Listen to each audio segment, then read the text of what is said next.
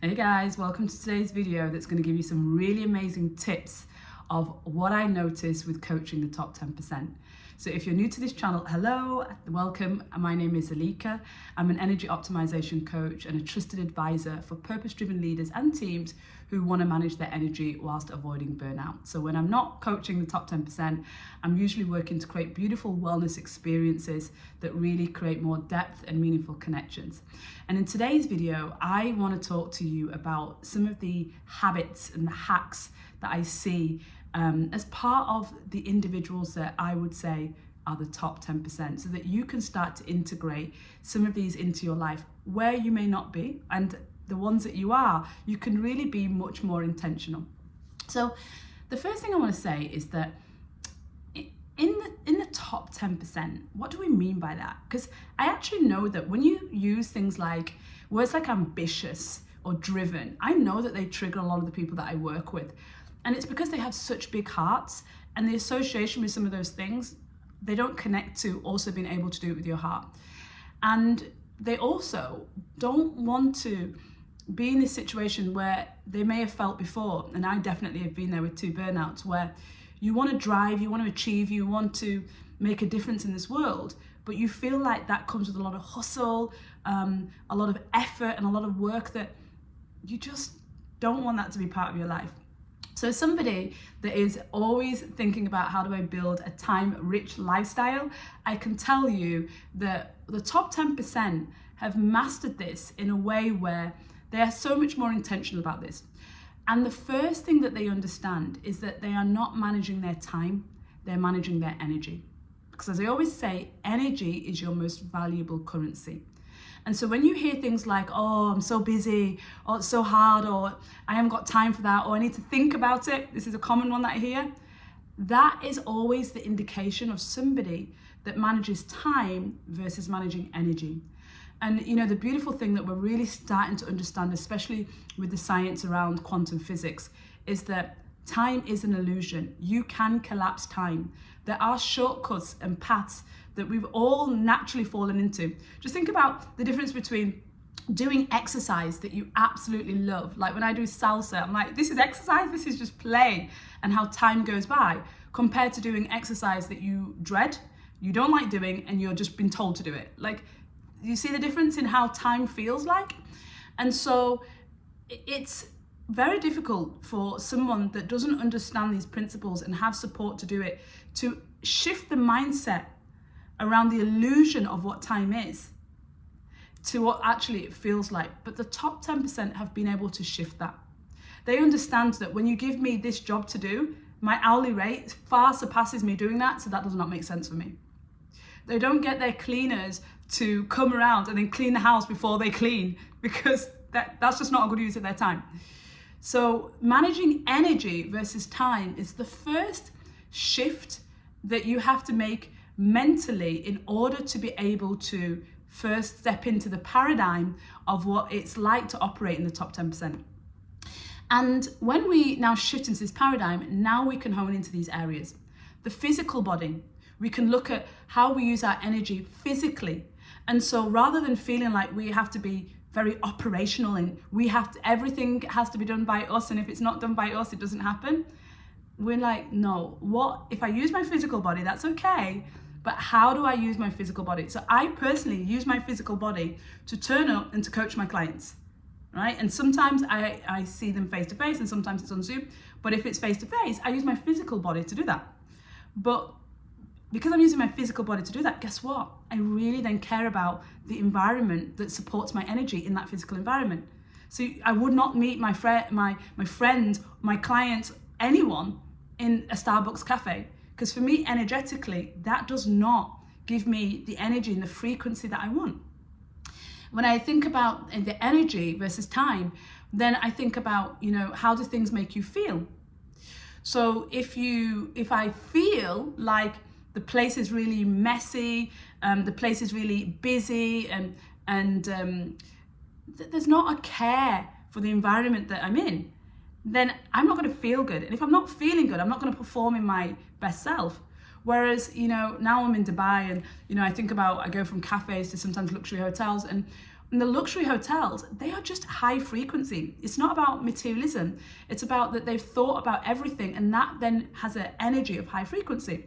But even in the most simplest of spaces, I know that I think about how I feel and where I sit, because there's a certain feng shui, how the energy moves, that allows me to feel better. So again, I'm managing my energy. And then I know that when I'm overthinking, when I'm in my head, either procrastinating or overthinking something rather than just taking action, I'm draining myself of energy. When the truth is, in the moment, I know whether I want something or not. I know my desires. And I just need to use my head to figure out the how. And then I think about the exchange with others. You know, the exchange with others, when I focus on energy, I can feel whether the exchange with others feels fruitful. I can feel whether I have too many energy vampires, whether somebody's approach to how they work, how they operate. You know, I have friendships that, you know, they can be so laid back that things are always messy when we're trying to organize things. That, to me, the energy exchange can feel like it can give me a lot of energy leaks. So these are all ways that you start to shape how you construct a day, shape how you construct your work, your personal life, by using energy versus time.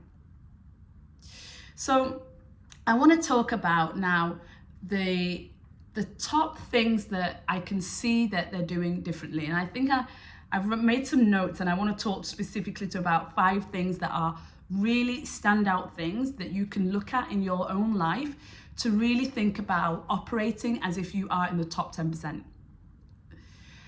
So the first thing is, we are energetic beings, right? Literally, you measure a human being alive or dead by a machine that measures if there's any electrical activity still happening in the body. So this is why it's so important to manage your energy and to look at things through energy versus time. But one of the things that's really important in this is knowing that your energy is not going to be consistent. So how do you find a natural rhythm that honors how energy works in the body? And that is that we know that as humans, we are evolved and designed to live in coordination with each other and in our environment. Now, even despite the fact that you see our environment, you can see, like, I mean, just look out there, that view, skyscrapers, you know, you're having like a really penthouse view of Dubai right now. And that is not like, when you see all these buildings, that's not how our body was originally designed to operate. And so our body is designed to live in more of a seasons. And so if you think about seasons, there's a summer. So there's a feeling either in the year, in the week, in the day. And for women, we are literally lunar beings. So we work to a 28-day cycle or a lunar cycle. And so there are seasons where you know it's summer. Like, this is the time where I'm more sociable, I'm going out and doing that. And that's a time in your life. But again, it's a time in various periods of time. And so if you're not aware of energetically, what season are you in right now? Like, what season are you in the day? Is this the time of the day where you're like, okay, let's get out, let's get socializing? Or is this the time of the day where it's not summer, but it should be winter? So now I'm hibernating, it's time for bed, it's time to wind down, it's time to reflect on the day, right? Or is it autumn? Is it a time where, okay, I need to finish everything before I wind down for the night? Or I need to complete all of these tasks, so I've got a clear week. And you know, but it's understanding that energy is not like summer all the time. Like, summer is like go, go, go, go, go. That's not how our energy works. And so when you override your natural energy system, what happens is at some point you operate, but you don't operate with ease and flow. And that's why you experience this feeling of hustle or burnout or lack of time. It's actually, you're not going with the natural sync of when your energy is there. So if you look at men, for example, men run to a solar biological cycle. So that means that they run to the sunrise and sunset. So testosterone is really high at the peak of the day, at the start of the day, should I say. And so you feel that peak. And so it makes sense that the 9 to 5 works as you kind of go straight into that morning with all of that energy. And then as the sun starts to dip, a man's energy dips. So if you see a man at 5, 6 o'clock and he comes home from work and you're just like trying to tell him about all the things that's happened through the day, at 5, 6 o'clock when his testosterone is already low and he's trying to just like get the energy from the day, like just have something for him. This is just, it's not going to run with the natural energy. And so you might say, oh, you never have time, you never listen to me, or you can see how these things happen when people are constructing their lives through time instead of thinking about the fact that our energy is also, seasonal. So then I want to talk about their approach to health. So there's an approach to health that I think is really critical that the top 10% tap into. And that is, instead of looking at like your health goals to be very, how can I say, it's very much about the physical. It's very much about what people see. So it's about calories, you have a BMI score, which BMI is literally just your weight and your height. It really it is not a great measurement of health. And you have like macros even, and I know a lot of you are going through a transition from macros to being a little bit more intuitive with how you eat. There's always a starting place, right, when it comes to food. But looking at these materialistic ways of controlling our health. And actually, the top 10% know that it's much more about energy management, so metabolic fitness, metabolic well-being, how the body has its ability to convert fuel into energy, how the body utilizes fuel, how the body sustains and nourishes the fuel that it's got. And so when it comes to food, that means that you're going to be focused on whole foods. You're going to make sure that you have the relevant amount of protein that you required to create the building blocks of your cells.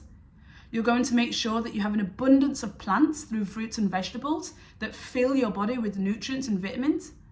And then you're going to therefore have the mental clarity because your gut and your brain is connected. So now your gut is fueled with the right stuff. You're going to have the mental clarity and the cognitive function that you need, as opposed to having a great BMI score, being overweight, or being skinny fat and having lots of fat around your organs because you measure your weight rather than your muscle mass versus your visceral fat.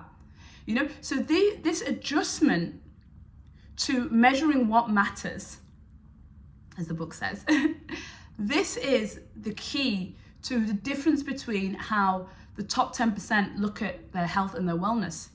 And, actually a really important thing is they measure. They measure their VO2 max, for example, which is one of the best ways of scoring your longevity scores. They measure, what is their visceral fat, the fat that surrounds the organs, and what is that percentage versus the weight on the scales. They measure their muscle mass. They look at their nutrients through blood work and see where they have deficiencies so that when they're supplementing, they're not taking generic supplements because you want to be healthy. They're taking supplements that really speak to the information of the cells and what the cells are saying that they need. So measuring what matters is a really key part of this. So you can see that the top 10%, they focus more on health, well-being, longevity than weight. Yeah. Okay, now the third one is, this one's a really interesting one. This one is about the lifestyle. So I always talk about following me for the healthy lifestyle habits and hacks. That's because the truth is health and well-being is a lifestyle choice. And some people perceive that lifestyle choice to just be showing up at the gym or eating a certain way, but that's not true health. That will only get you so far. Those are the people that have anxiety still, despite the fact that they work out 5 times a week, despite the fact that they get meal delivery service for 2 meals a day to make sure that they meet their macros, but they don't have an inner peace. You don't feel calm around them. You don't feel the groundedness in them. So what the top 10% do is they create rituals. And think about this, I always talk about things that we've done for thousands of years. We always had rituals. Men had rituals to even become a man. There was a ceremony that we had, for men, for women. Women had ceremonies monthly. Women honored their cycles. So we've always, for thousands of years, lived in ceremonies and rituals that cultivate certain habits. Whether it be church on a Sunday or certain celebrations and what you wear, or the foods that you eat, or the things that you put around your home. They're really to honor certain rituals. And what the top 10% have done really well is, instead of being really rigid and being really strict and disciplined with their body and with their well-being, like, I've got to do these 5 classes a week, I've got to eat this many macros, I can only have this many grams of carbs. What they do is more create rituals in their life. So rituals can be, a morning ritual of waking up and drinking warm water with lemon and cleansing the body through the lemon. The morning ritual can be having meditation or movement, or both, as part of the morning, especially when we're honoring the natural energy cycles of the day, right? So that helps to do that. The morning ritual can be with your partner in how you approach each other at the start of the day. The rituals can be how you move your body, right? So it can be things like where you sit, how you support your lumbar spine, right? That's a ritual as well, that you do it. You sit in your chair in a certain way, use a certain cushion. You put filters on your screens, like your blue light filters on your laptop, on your phones, on your computers, to make sure that you're filtering yourself from a lot of the harmful light. Rituals can be who you follow on Instagram, right? On social media. The rituals can be the way that you come home and you address your family or your partner. It's just a small thing that you do that can honor the energy, right? Instead of like us downloading on each other when we finish work, but instead just greeting each other with presence, then leaving each other to have space, and then reigniting each other. Couples can also have rituals that they do once a week, like a date night.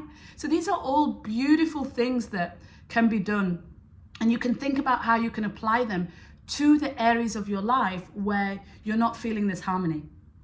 And if there's no harmony, that means that you need to cultivate a ritual. And maybe you have a ritual, but maybe the ritual that you have is very rigid and it's not a harmonious ritual. Maybe it's too much. They say, like, for example, meditation, like, you want to start a meditation practice. If you don't have 5 minutes to meditate, you need an hour. If you have an hour to meditate, you need 5 minutes. But I always say to people when they're thinking about starting meditating, just do 5 minutes every day for 30 days until you've got that habit and you can understand what it feels like. Now, the truth is, if you do 5 minutes every day for a few days, you're going to want to do longer because it seems so easy, but you're not cultivating what's important, which is the consistency of a habit. And so that is something that's really important, is creating these rituals and not rigidity in how you live your lifestyle. Okay, so the fourth one is how you make decisions. So the top 10% understand that when you make decisions, you can make decisions with the information in your mind, which is just the software of all the thoughts and the beliefs that you've absorbed in your conditioning, in your environment, from everything that's happened to you. And most of those thoughts obviously keep us in a fear state. They keep us worrying, they keep us anxious.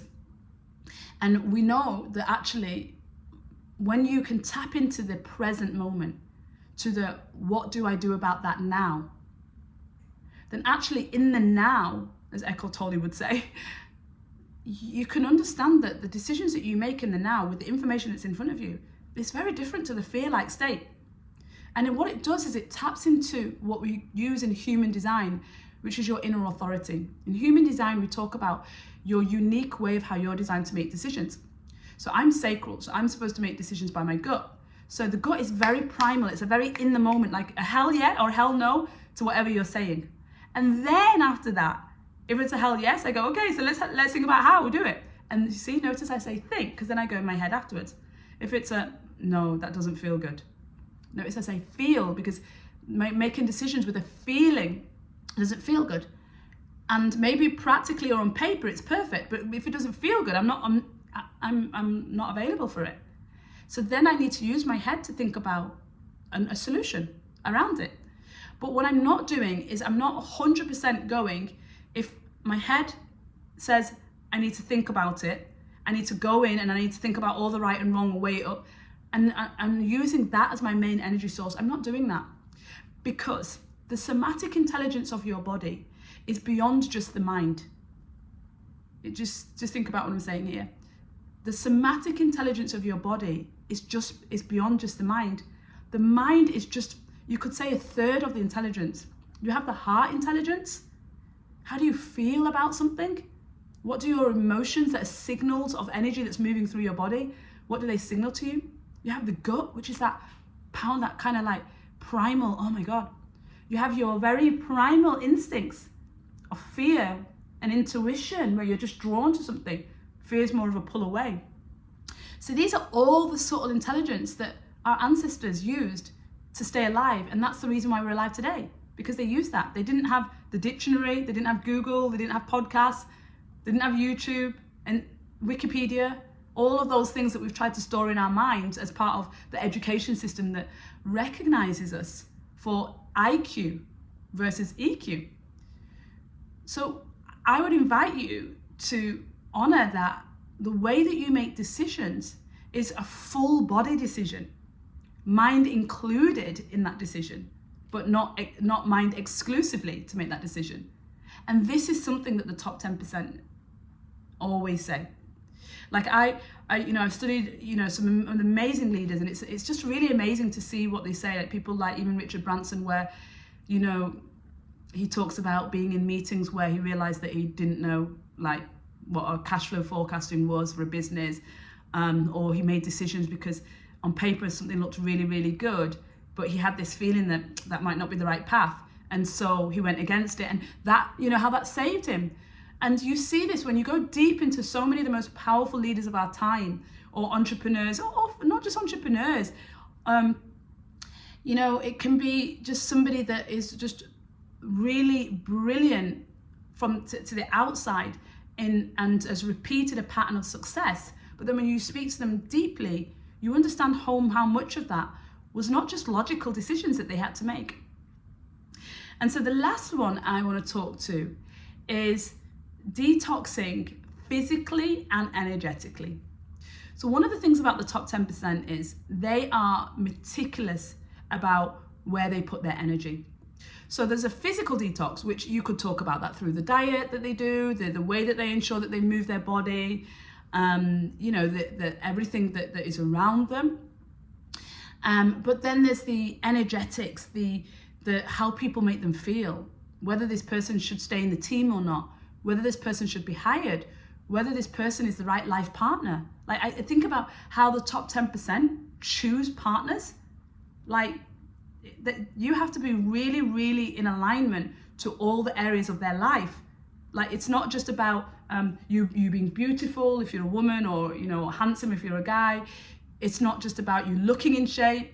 It's about who you are on all levels. Like, who are you going to be with my work colleagues? Who are you going to be with my family? Who are you going to be with my friends? It's all the parts of it. And that's because the top 10% are thinking about energetically their space, and they detox and clean out their space, both physically and energetically. So I want to just finish with the difference between a normal person, and normal is a cycle in a washing machine, so I don't like to call anyone normal, but let's say the average. And again, I have no judgment, there's no good or bad, but there is a top 10% and there is everybody else.